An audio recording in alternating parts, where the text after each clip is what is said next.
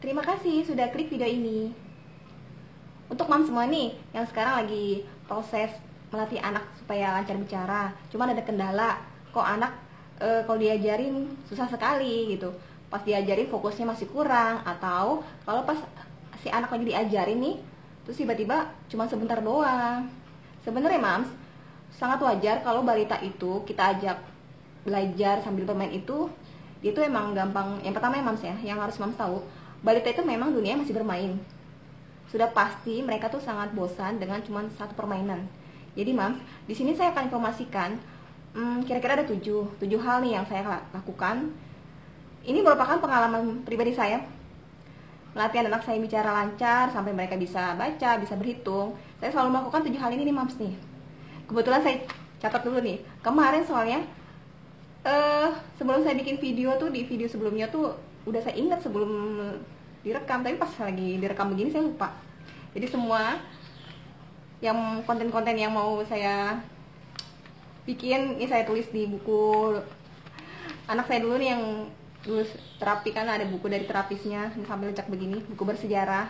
Soalnya mams, saya tuh kalau bikin video kalau nggak pakai catatan seperti ini saya lupa. Saya tuh kalau bikin video tuh spontan, jadi tuh ngomongnya apa, niatnya ngomongnya A jadi B, jadi hilang. Maaf ya mams, jadi panjang lebar.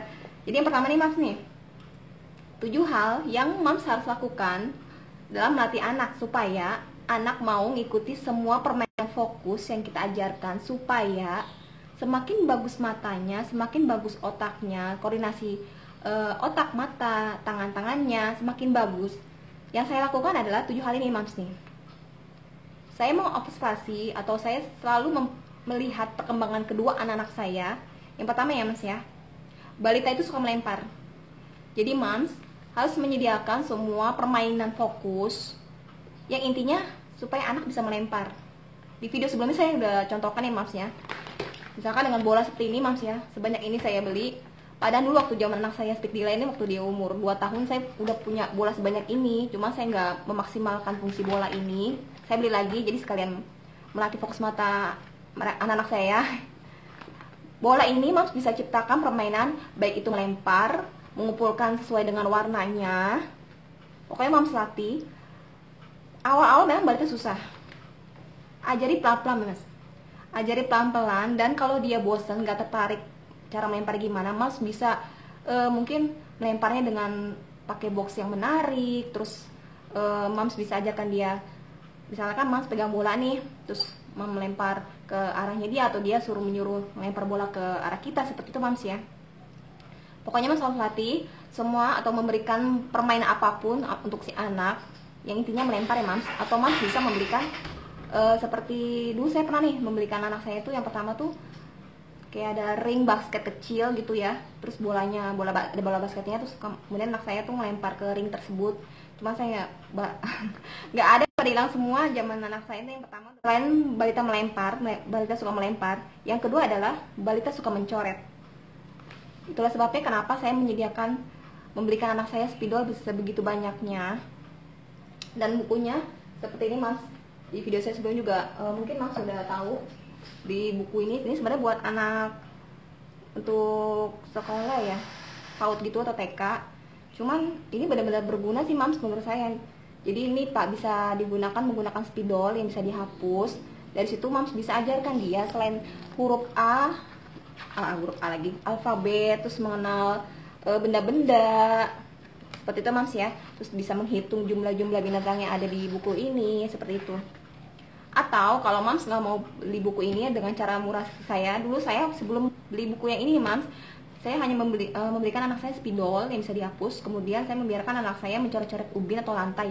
Saya membiarkan mereka untuk yaudah berkreasi. Awalnya saya contohkan ini huruf A, huruf B, huruf C, terus gambar-gambar binatang seperti itu. Jadi kalau saya lagi sibuk di dapur, anak saya otomatis minta spidol, mereka udah coret-coret gitu. Sebenarnya mesti ini juga mas, efeknya hati-hati juga sih kalau spidol.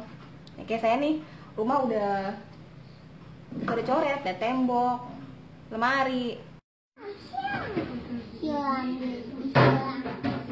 Tiga yang disukai oleh balita adalah melompat.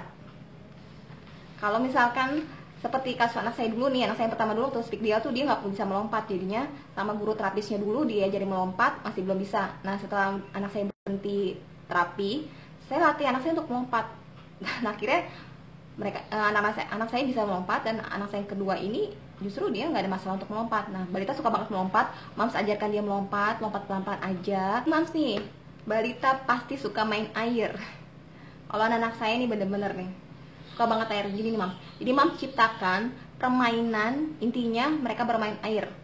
Nah di video saya sebelumnya ini saya udah memberikan ide untuk misalkan nih menggunakan cat air ya mams ya. Jadi catnya itu mams bisa bikin sendiri menggunakan pewarna kue dicampur sama tepung maizena, diaduk-aduk sedikit sampai mendidih, terus biarkan sampai dingin. Kemudian mams bisa sediakan spons, atau mams bisa menggunakan jari si anak. Mams juga pertama nih mams harus contohkan dulu si tangan mams itu menempel ke cat, terus ditempelkan ke kertas atau kanvas. Kalau kebetulan saya dulu tuh kemarin tuh belinya kanvas, jadi anak-anak saya tuh saya berikan spons, saya biarkan mereka untuk menempelkan tangannya, terus sponsnya, biarkan mereka berimajinasi. Fungsinya juga selain bermain cat itu mams ya, jadi koordinasi matanya dia, terus tangannya dia gitu kan, dengan menempelkan cat kan dia bisa melatih motor halusnya dia, lengket, dia merasakan lengket atau basah, terus kemudian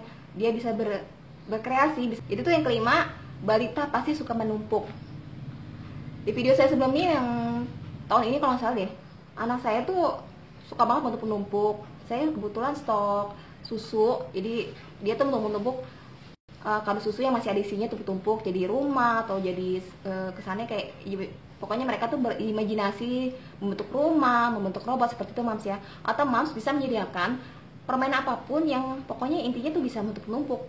Nah anak-anak saya ini dua-duanya nih suka banget menumpuk-numpuk bantal, udah tumpuk-tumpuk, kemudian mereka berdua berdiri terus menjatuhkan badan mereka ke kasur. Suka sekali mereka seperti itu. Nah yang keenam adalah menempel. Mams bisa sediakan permainan seperti magnet kulkas, huruf alfabet, angka, gambar-gambar apapun. Jadi emang fungsinya tuh, kalau anak saya yang pertama nih mams, dia tuh belajar dengan gampang tuh alfabet tuh dari magnet kulkas. Jadi saking demennya menempel, sambil menempel nih saya ajarkan, Kak ini A, terus dia diem aja sambil nyusun sampai hurufnya udah selesai, dia tetap diem aja. Tapi tetap saya ajarkan mams, saya tunjukkan Kak ini A, dia diem aja, dia diem sambil menempel. Terus Kak ini B. Setiap hari seperti itu, dia suka sekali main magnet daripada cuma tempel-tempel doang. Ya udah sekaligus saya ajarin, lama-lama dia hafal mams. Atau selain magnet, mams bisa menyediakan stiker. Video sebelumnya sudah saya informasikan ya. Stikernya terserah ya mams ya, apa aja, yang penting si anak itu bisa menempel dan bisa membuka stiker seperti ini, dibuka, dikelet seperti ini, dikelet ya, pokoknya dicabut ini nih, terus ditempel. Mau ditempel di mana terserah, mau itu di lemari, di pintu, di kulkas. Yang penting si anak tuh bisa mengkoordinasikan antara mata mata, otaknya, tangannya, seperti itu mams ya. Binatang buat huruf ini mata dia bisa melihat. Hurufnya kenapa dikasih mata? Iya kan bisa melihat. Biar bisa melihat. Iya.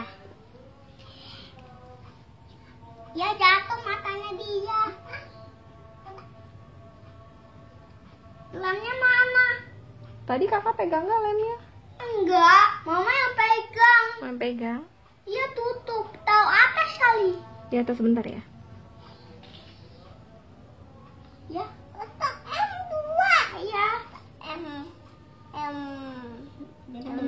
Ayo mah, yang buat binatang.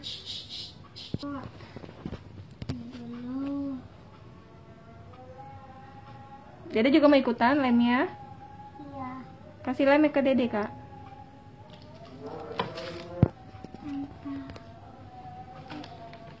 Iya udah tempel di lem.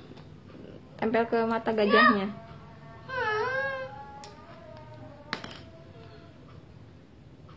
Ya. Bisa Malik. Lempar.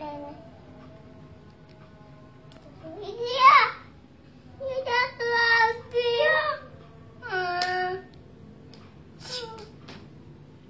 Lem yang bener dong nak. Nah ya tekan lemnya. Nah kalau udah langsung dimasukin ke gajah. Itu apa?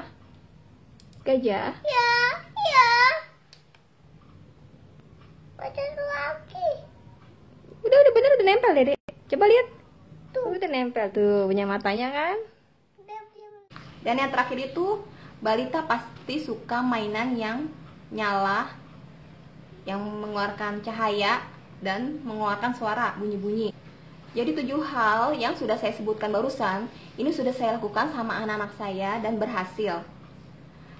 Saya menjadikan semua permainan ini, kenapa ya Mams ya? Karena saya tahu anak-anak saya ini bosenan. Mungkin kebanyakan memang anak balita itu bosenan ya Mams, nggak mau belajar. Daripada kita kasih mainan terus dia nggak mau, kita jangan berhenti, kita jangan sampai kalah Mams sama anak sendiri.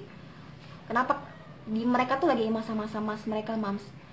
Dan saya juga kemarin tuh saya pikir ya masa-masa kemasan tuh cuma sampai 2 tahun nih Mams. Ternyata 0 sampai 5 tahun itu bener masa-masa kemasan otak anak. Jangan sampai Mams sia-siakan. Nah ini anak saya yang pertama nih udah mau 5 tahun, Februari 2021 tahun depan. Anak saya ini yang kedua baru umur 3 tahun. Saya juga masih mengejar masa kemasan otak anak saya. Saya mau memaksimalkan fungsi saya di rumah. Bener-bener saya ciptakan semua permainan. Kalau mereka bosen, saya beli lagi permainannya. Kalau mereka udah saya kasih terus bosen lagi, saya ciptakan sendiri permainannya yang seru dan saya bawa sekreatif saya sendiri gitu ya Mams ya. Pokoknya Mams, kalau anak Mams cuma diem aja, terus mungkin pendapat saya anak Mams bosan atau anak Mams tuh nggak suka permainannya. Gini, jadi kayak bosan, mungkin dia nggak mau main hafalan, mungkin Mams bisa ajak dia untuk yang lompat-lompat atau bernyanyi atau menulis seperti itu Mams. Terus kalau misalkan udah jadi semuanya anak masih diem, ya udah nggak apa-apa Mams. Anak balita tuh mereka tuh pintar, sangat pintar kalau menurut saya. Karena mereka tuh diam-diam tuh melihat apa yang mamanya ajarkan, terus diam-diam rekam. Nanti kalau dia udah bisa bicara nih Mams, saya jamin nih dia pasti bisa mengeluarkan semua kata-kata, semua pelajaran yang Mams ajarkan sama dia, dia pasti ingat. Kenapa saya bisa berani ngomong kayak begini? Karena saya tuh mengobservasi kedua anak saya. Setiap hari saya lihat perkembangannya luar biasa. Makanya saya berani untuk sharing. Saya mau berbagi keberhasilan sama Mams semua supaya jangan jadi kelibet saya. Jangan menyanyiakan masa-masa kemasan otak anak kita ya Mams ya. 5 tahun loh Mams. Yang info dari dokter anak yang pernah saya temuin, anak itu maksimal sampai 5 tahun. Supaya kita memperbaiki semua ucapan kata-katanya, kalau salah ayo segera perbaiki. Lebih dari 5 tahun kata si dokternya akan susah untuk si anak memperbaiki ucapannya, kata-katanya.